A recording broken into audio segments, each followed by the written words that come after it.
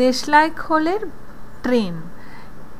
তো তার জন্য লাগবে একটা পুরনো ম্যাচ বক্স আর একটা লম্বা সুতো আর সেলাইয়ের যে ছুঁচ সেরকম একটা লম্বা ছুঁচ আর সুতো।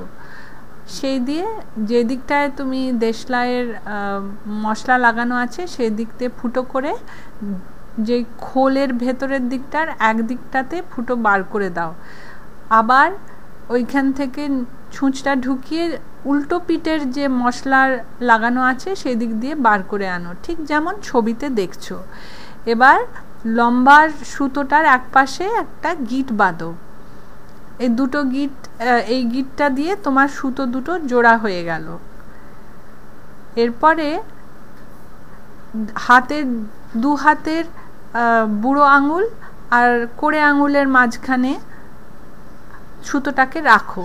ডান হাত আর বাঁ হাত এই দুটো ফাঁকের মধ্যে রাখলে সুতোটা।